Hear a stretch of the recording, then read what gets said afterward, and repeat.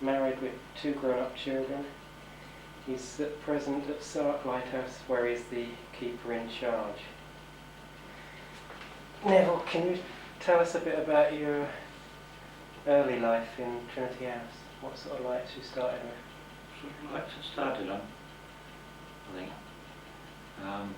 It was a case for everybody, sort of visiting all the IOB stations as they were then, predominantly sort of BT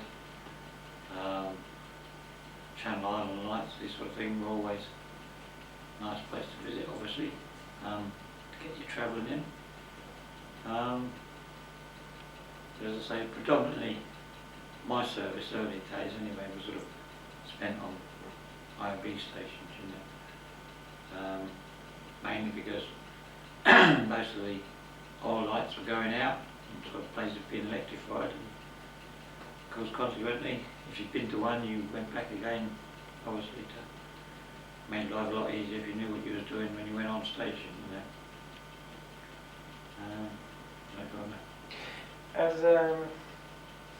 As I'm sort of relatively young in the job, only 18 years, I missed the IOB, so can you explain exactly what it was, what the principle of the light was? Well, basically it was a sort of giant tilly lamp, really, sort of worked on the same principle, whereas you sort of pump up a tilly lamp to sort of get pressure up and it lights the mantle, you know, vapour gas. That's basically what a IOB was, you know. I mean, it was there were different sizes, obviously, for different stations, depending on the brightness of the light or the sort of area it needed to cover.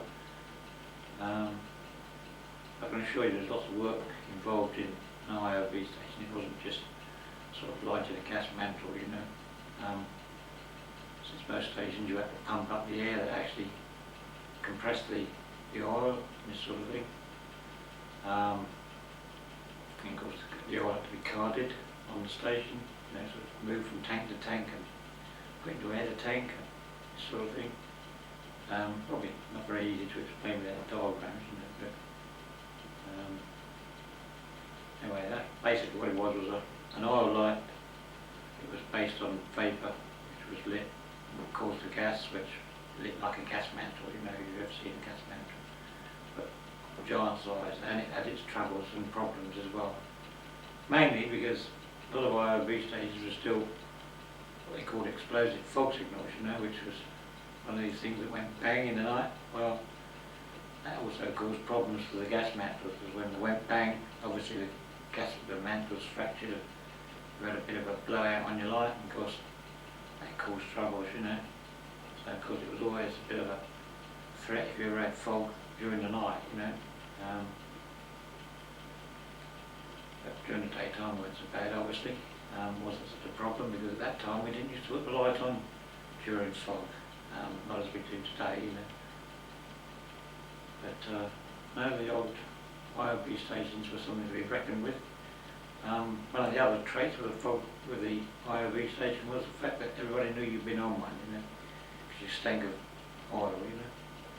So of course it was, you didn't always realise it until you got home and opened your case and sort of everything smelled of oil, you know. So what changes have you seen then in 22 years? I think sort of the manning situation has been the thing that everybody's noticed, you know, sort of 2 months on and a month off. Obviously to get home 4 times a year was a bit of a thing, especially when I joined, my children were still young, you know. There's nothing worse than sort of going home and finding your kids have got what you look like, you know.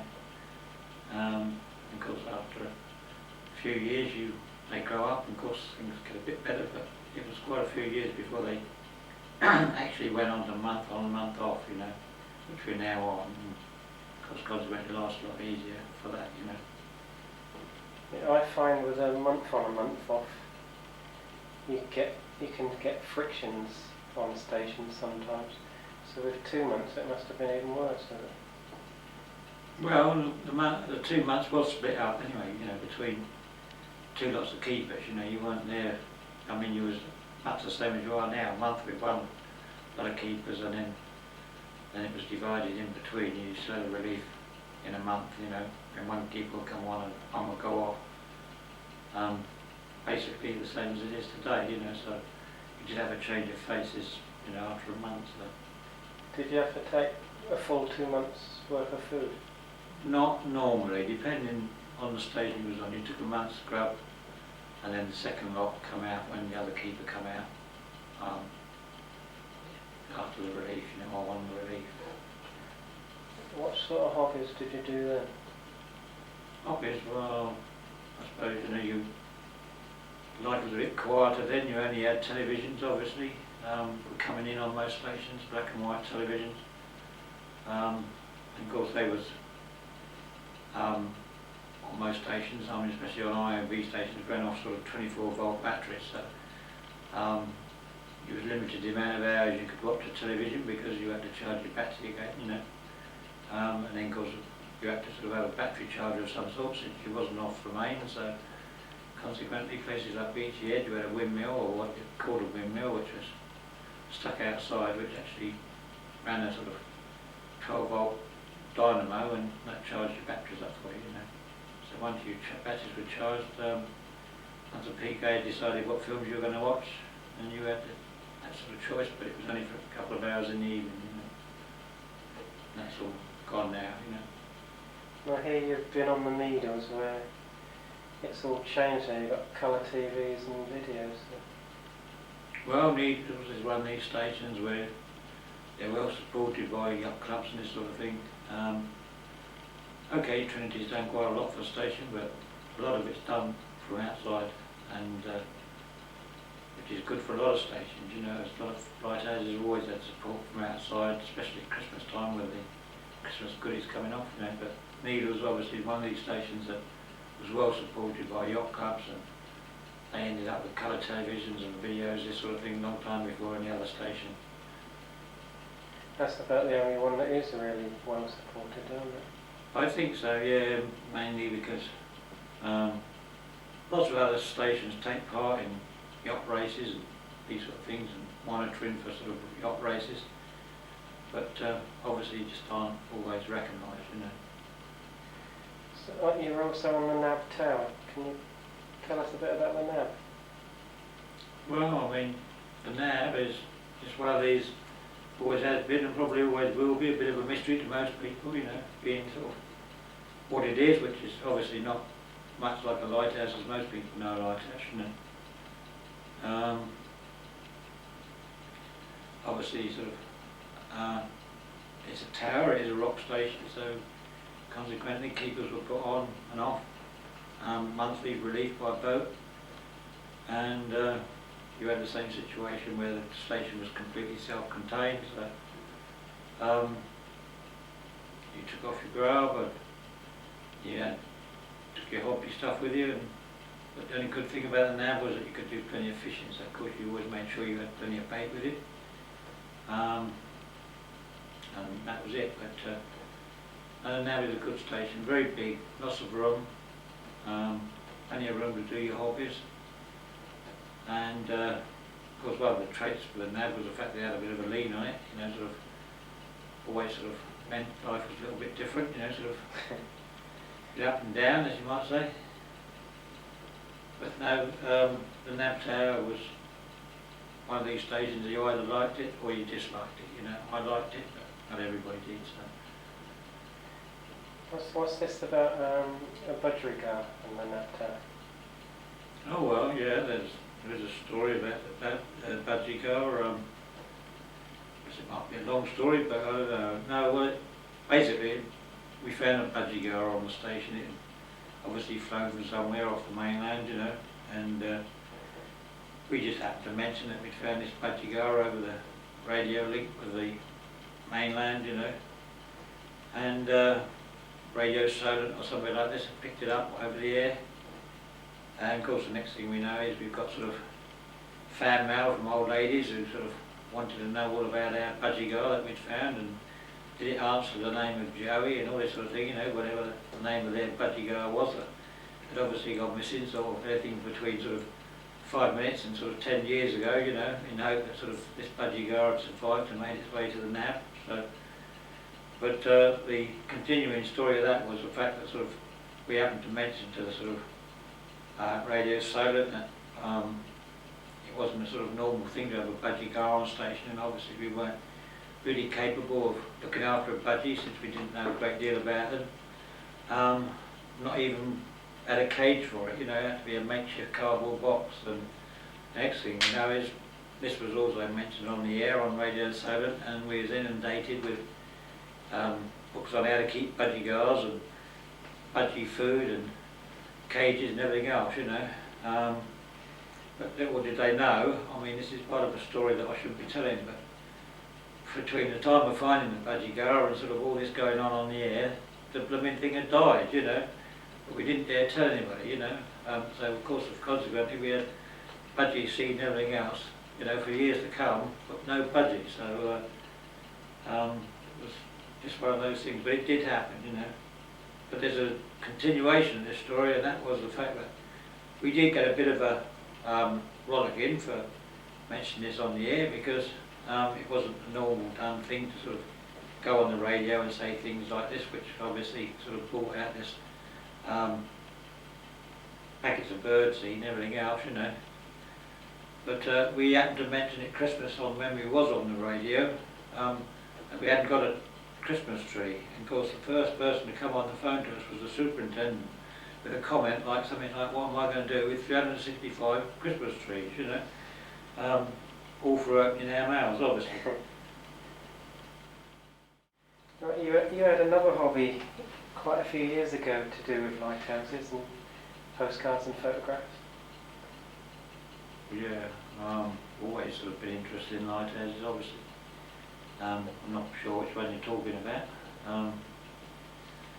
As you know, I do collect postcards and I do collect photographs, this sort of thing, so perhaps you better tell me which one it is you think on. I've heard you've got an exhibition on a fort in Solent somewhere. Oh yeah, well it's more to do with my photography hobby rather than sort of interest in lighthouses. It just so happens that consequently travelling around the station I've sort of taken photographs of most of the lighthouses I've been on, obviously.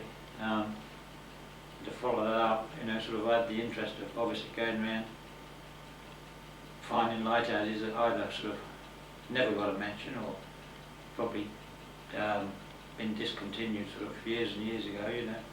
Still there as a structure, but not always obvious as a lighthouse, you know. So this was a sort of the theme of my collection of photographs in the exhibition was that the diminishing lights of the British Isles, which obviously sort of, as we know now at the present time, that are sort of diminishing at an alarming rate, but at that time also they were going, you know. Of course, that is what the collection is all about, you know, some of the lighthouses that nobody's ever seen, you know. And of course, consequently, too many to obviously tell you about, you know, but if anybody ever wants to see them, he's giving it a plug, so you can always pop along. And that's the fort in Solent? That's the Spitbank Fort in the Solent, which is open to the public. So. Okay.